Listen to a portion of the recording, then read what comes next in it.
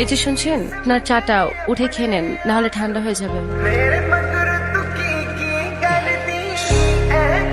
আমার শুধু চা না, সাথে সিগারেটও লাগে।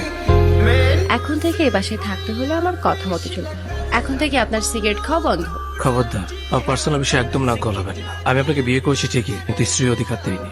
এটি শুধু নিয়ম রক্ষার বিয়ে। দেখো, তুমি একটু বুঝো, আমাকে একটু সময় দাও। আমি আগে কিছু একটা করি, তারপর আমার ফ্যামিলিকে তোমার কথা জানাই। যাও তো, পা ছাড়ো। যেদিন কোনো কিছু করতে পারবা সেই দিন তোমার এই চেহারা নিয়ে আমার সামনে আসবা, আর আগে কোনোদিন তোমার এই চেহারা আমাকে দেখায় না। দেখো, তুমি এরকম করো না, আমি তোমাকে অনেক ভালোবাসি। জীবনে একবারই একজনকে বলেছিলাম, তোমার পায়ে পড়ি, আমাকে ছেড়ে যেও না। সে শোনেনি। আমার ভেসে যাওয়া দু চোখের সমস্ত জলকে অবহেলা করে, আমার ক্রমাগত কাঁপতে থাকা গলার সমস্ত আকুতি মিনতিকে অগ্রাহ্য করে চলে গিয়েছিল। ওই ঘটনার পর আমি বুঝতে শিখেছিলাম, যারা চলে যেতে চায় তাদের চলে যেতে দিতে হয়।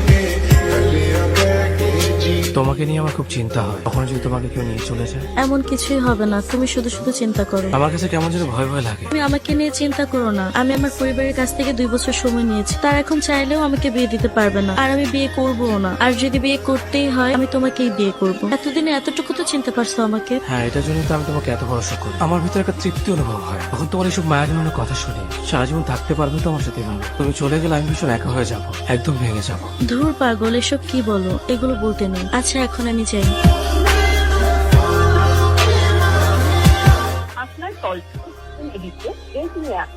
আমার গোছানো দুনিয়া হঠাৎ করে কেমন যেন অগোছানো হয়ে গিয়েছিল। কেমন জানি ভয় হচ্ছিল, আমি কি আমার ভালোবাসার মানুষটাকে হারিয়ে ফেললাম।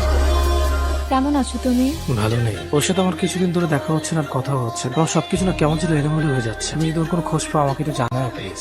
আচ্ছা ঠিক আছে, জানাবো। আয়নায় নিজের চেহারা দেখেছো? কি হাল করেছো নিজে? নিজের যত্ন নিও।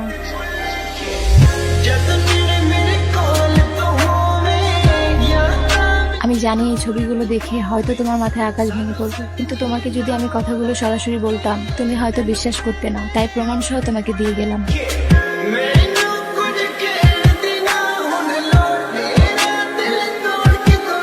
কে এই ছেলে? কি হলো বলতেছো না কেন? কে এই ছেলে? ওর সাথে তুমি এখানে কি করো? এতদিন তুমি আমার ফোনও ধরো নাই, একটা ফোন ব্যাক টেক্সটও দাও নাই। ও আমার ফিয়ান্সে। কিছুদিন পর আমাদের বিয়ে। ফ্যামিলিগতভাবে আমাদের বিয়ে ঠিক হয়েছে। মানে কি এটি? তুমি না আমাকে বললে ফ্যামিলির সাথে কথা বলে সবকিছু ম্যানেজ করতেছো। আমি তোমার কথা কিভাবে বলবো আমার ফ্যামিলিতে? কি করো তুমি? কোনো যোগ্যতা আছে তোমার? আর এই ছেলেকে দেখো, যেই কোম্পানিতে চাকরি করে মাসে লাখ টাকা ইনকাম করে। আমি কিভাবে থাকবো তোমার এমন একটা অনিশ্চিত ভবিষ্যৎ নিয়ে?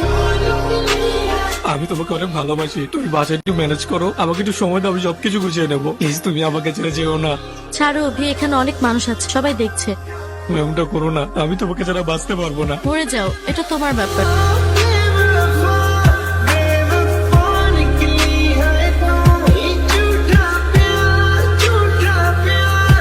তুমি এখানে? তোমার জন্য অপেক্ষা করছিলাম।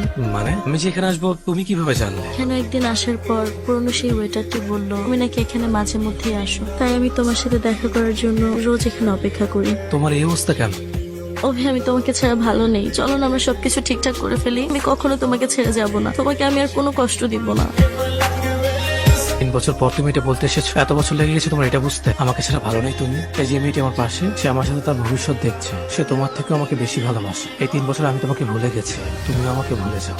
চলো না আমরা সবকিছু ঠিক করে নেই। এটা জোড়া লাগিয়ে দেখাও। এটা কিভাবে জোড়া লাগাবো? এটা তো ভেঙে গেছে। মানুষের মন ঠিক কাছের মতোই, একবার ভেঙে গেলে আর জোড়া লাগে না।